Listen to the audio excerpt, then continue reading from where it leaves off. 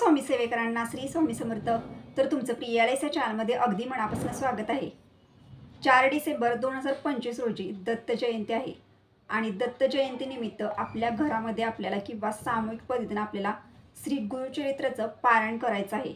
ज्या पण स्वामी भक्तांना श्री गुरुचरित्राचं पारायण हे आपल्या घरात करायचं आहे 7 दिवसाचं, किंवा ज्या स्वामी भक्तांना सामूहिक पद्धतीनं केंद्रामध्ये करायचं आहे, तर ह्या श्री गुरुचरित्र ह्या ग्रंथाचं पारायण करत असताना कोणते असे नियम आहेत की ज्या नियमाचं पालन केल्यानंतर आपल्या आयुष्यातील अनेक अडचणी, अनेक प्रश्न, जे पण अडलेली नडलेली कामं असतात, किंवा आपले जर एका कामासाठी खूप दिवस झालं प्रयत्न करतो ते काम होत नाही, यासाठी तुम्ही श्री गुरुचरित्र ह्या ग्रंथाचं पारायण दत्त जयंतीनिमित्त नक्कीच करू शकता। आणि दत्त जयंतीनिमित्त आपण ज्या पण स्वामींच्या सेवा करतो, स्वामींच्या मार्गातले जे पण पोथी वाचन करतो, ज्या पण सेवा करत असतो, त्या सेवा ह्या उच्च कोटीच्या सेवा असतात आणि त्या सेवेचं फळ हे स्वामी आपल्याला त्वरित देत असतात। यासाठी ज्या स्वामी भक्तांची अगदी मनापासून इच्छा आहे की श्री गुरुचरित्राचं पारायण करण्याची, पण त्यांना त्याचे नियम हे खूप जास्त आहेत असं वाटतं, तर तुम्हाला एक गोष्ट सांगते की श्री गुरुचरित्र ह्या पारायणला छोटेसेच नियम आहेत, पण जो पण भक्त त्या नियमाचं पालन करून हे पारायण करतो त्याच्या आयुष्यातील अनेक अडचणी, अनेक समस्या या नक्कीच सुटतात। आणि तुम्ही स्वतः एक स्वामी भक्त आहात म्हटल्यानंतर तुम्ही एकदा तरी श्री गुरुचरित्राचं पारायण सामूहिक पद्धतीनं करा किंवा घरामध्ये करून बघा आणि अनुभव तुम्हाला नक्कीच येईल। तर ह्याच विषयी तुम्हाला आजच्या व्हिडिओमध्ये मी सविस्तर अशी माहिती देणार आहे की श्री गुरुचरित्र या ग्रंथाचं पारायण करत असताना आपल्याला कोणते नियम पाळायचे आहेत, किंवा आपल्याला घरामध्ये जर पारायण करायचं असेल तर काय करायचं, किंवा पारायण जर आपल्याला सामूहिक पद्धतीनं करायचं असेल तर काय करायचं, याविषयी या व्हिडिओमध्ये थोडक्यात माहिती मिळणार आहे। पारायणच्या काळामध्ये आपण कोणत्या भाज्या खायच्या, कोणते अन्न सेवन करायचं, ह्या सर्व विषयी माहिती तुम्हाला आजच्या व्हिडिओमध्ये मिळणार आहे। तर तुम्ही हा व्हिडिओ कुठेही स्किप न करता व्हिडिओ शेवटपर्यंत बघा। तुम्ही जर माझ्या चॅनलवर नवीन असाल तर चॅनलला लाईक करा, शेअर करा आणि नक्की सबस्क्राईब करा। चला आता व्हिडिओला सुरुवात करूया। श्री गुरुचरित्र हा 5वा वेद मानला गेलेला आहे आणि जो पण भक्त अगदी श्रद्धेनं आणि मनापासून सर्व नियम आणि अटींचं पालन करून श्री गुरुचरित्र ह्या प्रभावी ग्रंथाचं पारायण आपल्या घरामध्ये किंवा सामूहिक पद्धतीने करतो, त्याच्या आयुष्यातील अनेक अडचणी, समस्या ह्या स्वामी महाराज स्वतः सोडवतात। काही व्यक्ती खूप असे त्रासलेले असतात, त्याच्या आयुष्यामध्ये कोणत्या सुद्धा चांगल्या गोष्टी घडतच नाहीत। का घडत नाहीत तर त्याचे मागच्या जन्माचे काही भोग असतात आणि ते भोग त्याला ह्या जन्मामध्येच भोगून संपवायचे असतात। पण जेव्हा आपण श्री गुरुचरित्र ह्या पारायण करतो तेव्हा त्या व्यक्तीचे जे भोग असतात त्या भोगाची तीव्रता सुद्धा त्या व्यक्तीला कमी प्रमाणात जाणवते। श्री गुरुचरित्र हा ग्रंथ इतका प्रभावशाली ग्रंथ आहे की जो पण भक्त आपल्या आयुष्यामध्ये पूर्णपणे खचून गेलेला आहे आणि त्याला जर नवीन दिशा मिळायची असेल तर त्यानं नक्कीच श्री गुरुचरित्र ह्या ग्रंथाचं एकदा तरी आपल्या आयुष्यामध्ये नक्कीच पारायण करावं। पारायण हे 7 दिवसाचं असतं, मग तुम्ही ते सामूहिक पद्धतीनं करा किंवा ते तुम्ही घरामध्ये करा। आता तुम्हाला दरवर्षीप्रमाणे स्वामी पुण्यतिथी, स्वामींची प्रगट दिन असेल, ह्या दोन्ही दिवसांमध्ये आपण आपल्या स्वामींची त्याच्या आधी खूप अशा सेवा करतो आणि ह्या सेवा करत असतो। तर दरवर्षी बघा स्वामी पुण्यतिथी आणि स्वामी प्रगट दिन ह्या वेळेला आपण 7 दिवसाचं पारायण करत असतो। त्याच पद्धतीनं आपण दत्त जयंतीनिमित्त आपल्या स्वामींची, आपल्या गुरूंची आणि साक्षात दत्त महाराजांचा अवतार हे आपले स्वामी आहेत। तर जेव्हा आपण दत्त जयंतीनिमित्त ज्या आपण सेवा घरामध्ये करतो त्यावेळेला आपल्यावर दत्त कृपा तर होते, शिवाय आपल्या स्वामींची सुद्धा सेवा आपल्या हातून होत असते। जेव्हा आपण दत्त जयंतीनिमित्त आपल्या घरामध्ये 7 दिवसाचं श्री गुरुचरित्राचं पारायण करतो त्यावेळेला केंद्रानुसार म्हणजे दिंडोरी प्रणित ह्या मार्गानुसार दत्त जयंती बघा 4 डिसेंबरला कॅलेंडरमध्ये, आपल्या श्री महालक्ष्मीच्या कॅलेंडरमध्ये दत्त जयंती 4 तारखेला आहे आणि 4 तारखेला आपल्या 7 दिवस होतात, म्हणजे पारायण 7 दिवसाचं आपलं 4 डिसेंबरला पूर्ण होतं। पण आपल्या पारायणचे उद्यापन, पारायणची सांगता आपल्याला करायची आहे तर ती करायची आपल्याला 5 डिसेंबरला। 5 डिसेंबरलाच आपल्या पारायणचं उद्यापन आपल्याला करायचं आहे, हे सुद्धा गोष्ट लक्षात ठेवा। जेव्हा तुम्ही बघा सामूहिक पद्धतीनं पारायण करत असता त्यावेळेला आपल्याला जे पण भक्तजन आपल्या केंद्रामध्ये, स्वामी भक्तजन पारायणासाठी जेवढ्या प्रमाणात जास्त संख्या असते तेवढं पुण्य आपल्याला लागत असतं, म्हणजे तेवढे पारायण आपल्यासोबत आपल्या हातून घडत असतात। आता समजा केंद्रामध्ये जर एक 20 किंवा 25 व्यक्ती बसल्यात पारायणासाठी, तर तुमच्या हातून एकाच वेळेला 20-25 असे जास्त प्रमाणात संख्येनं पारायण होत जातात। पण ज्या वेळेला आपण घरामध्ये एक सामूहिक म्हणजे एकटंच पारायण करत असतो तर आपलं एकच पारायण घरामध्ये होतं. यासाठी जर तुम्हाला केंद्रामध्ये जाणं शक्य होईल, केंद्रामध्ये जाऊन जर पारायण करणं शक्य होईल तर तुम्ही केंद्रामध्ये जावा. पण ज्या पण महिलांना, आता महिलांचे खूप प्रॉब्लेम असतात, त्यांना घरातली सर्व जबाबदारी सांभाळून त्यांना सेवा करायची असतात, पण ज्या महिलांना केंद्रामध्ये जाऊन सेवा करणं खरंच शक्य होत नाही, त्यांची मनामध्ये खूप इच्छा आहे की मला श्री गुरुचरित्राचं पारायण करायचं आहे, त्यांना केंद्रामध्ये जाऊन शक्य होत नाही, तर त्यांनी नक्कीच तुमच्या घरामध्ये करू शकता. फक्त तुम्हाला एक गोष्ट सांगते की 7 दिवसाचंच हे पारायण आहे. 7 दिवसाच्या पारायणामध्ये तुम्ही नियम आणि अटी पालन करूनच पारायण सांगितलेलं आहे. जो पण भक्त नियम आणि अटींचं पाळून श्री गुरुचरित्राचं पारायण आपल्या घरामध्ये करेल, सामूहिक पद्धतीनं करेल, त्याच्या आयुष्यातील अशक्य गोष्टसुद्धा मी शक्य करेन. यासाठी नियम आणि अटी ह्या थोड्याशाच आहेत, पण त्या पालन करूनच आपल्याला स्वामी श्री गुरुचरित्राचं पारायण करायचं आहे. एवढा एक नियम तुम्ही लक्षात ठेवा. त्यानंतर तुम्हाला सांगते की खूप महिलांचा असा प्रश्न असतो की श्री गुरुचरित्राचं पारायण ह्या महिला करत नाहीत.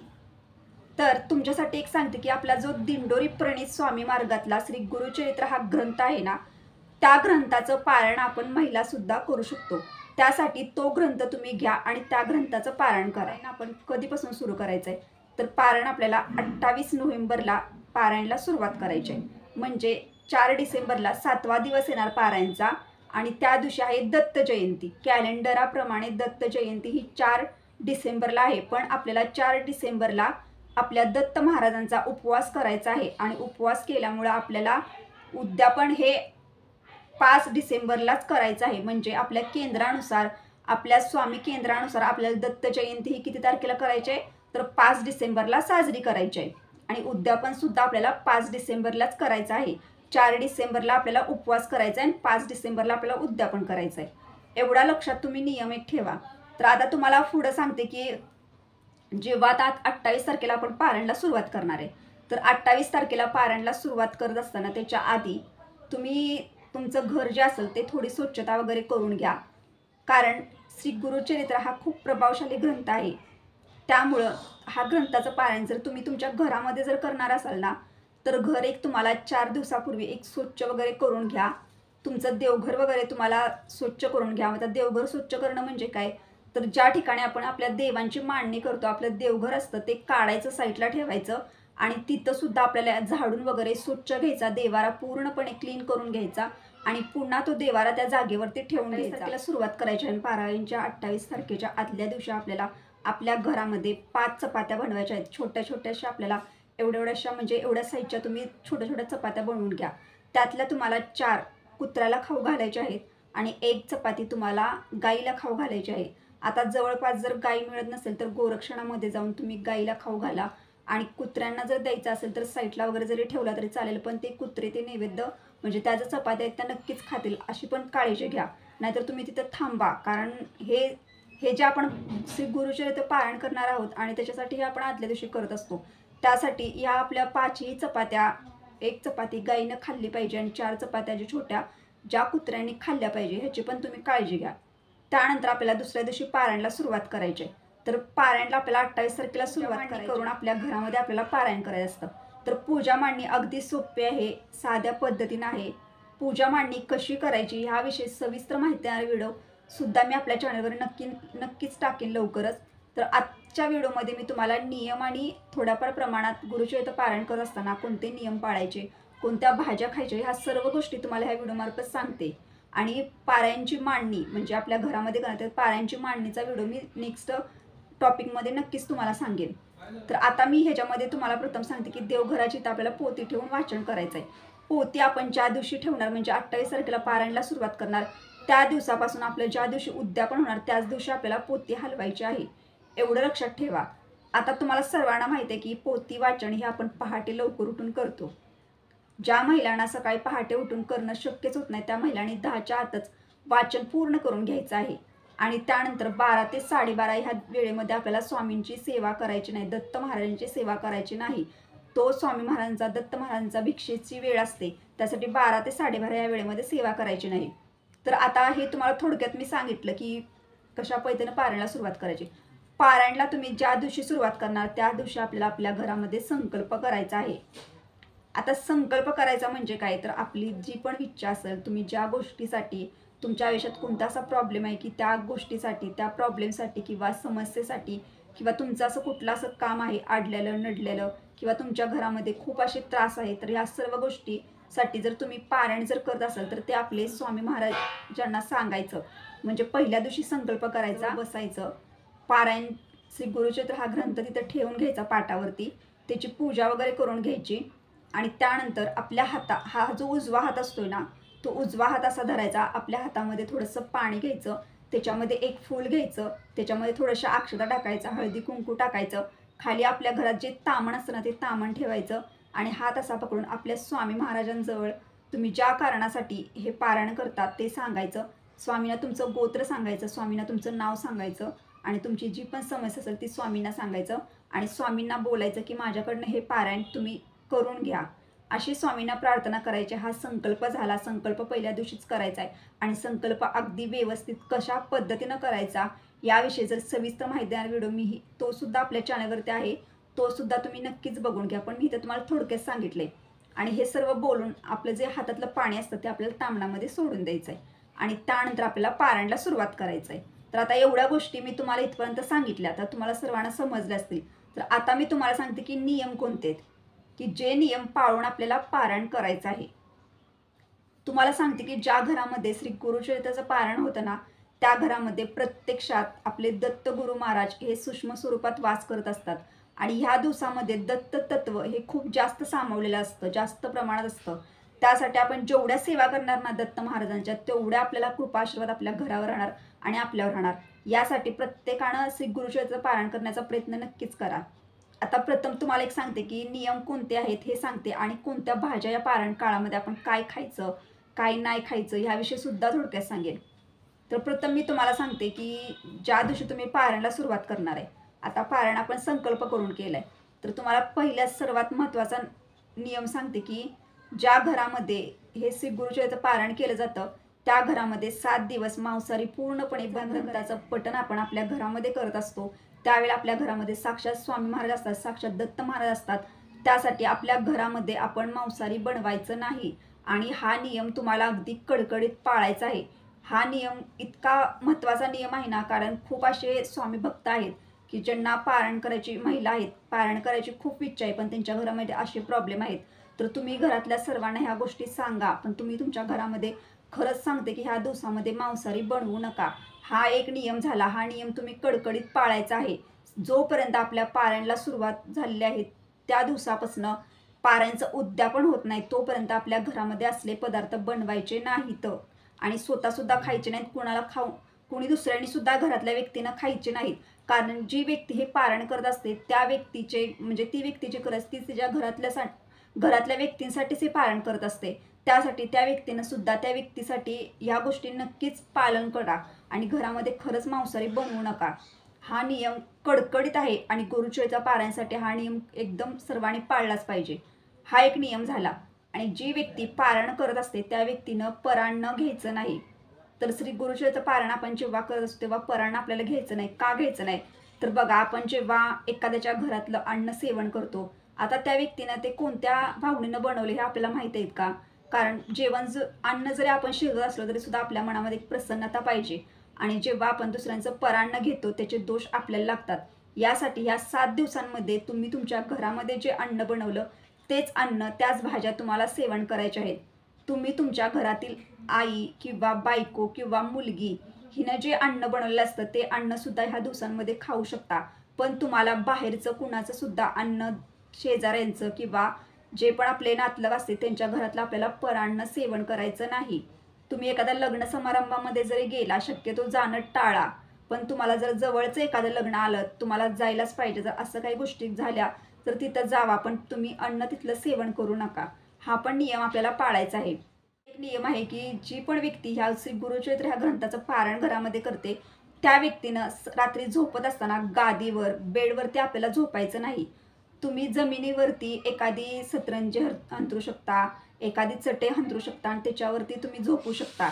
पण तुम्हाला एक गोष्ट अजून एक सांगते की जी पण सतरंजी, जे पण तुम्ही कांबरून घेणार आहात ते सुद्धा स्वच्छ धुतलेलं पाहिजे. ते तुम्हाला धुवूनच वापरायचं आहे. धुतलेली वस्त्र आपल्या अंगावरती धारण कर, म्हणजे धुतलेली वस्त्रच आपल्याला घालायची आहेत.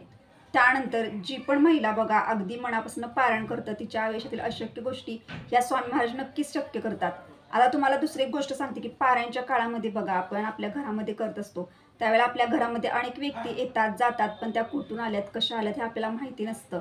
त्यासाठी आपल्या घरामध्ये आपल्याला सकाळी संध्याकाळी कंपल्सरी गोमूत्र हे शिंपडायचंच आहे. आपल्या घरामध्ये जोपर्यंत पारायण सुरू आहे तोपर्यंत तुम्हाला सकाळी संध्याकाळ गोमूत्र शिंपडायचं आहे. आता दुसरी एक गोष्ट सांगते, पारायण सुरू आहे आणि त्या दिवसांमध्ये तुम्हाला कोणाच्या 10व्याला 13व्याला सुद्धा जायचं नाही. अशा विधी सुद्धा करायच्या, पाळूनच करावे बघा. एवढंच मला सांगायचं तुम्हाला.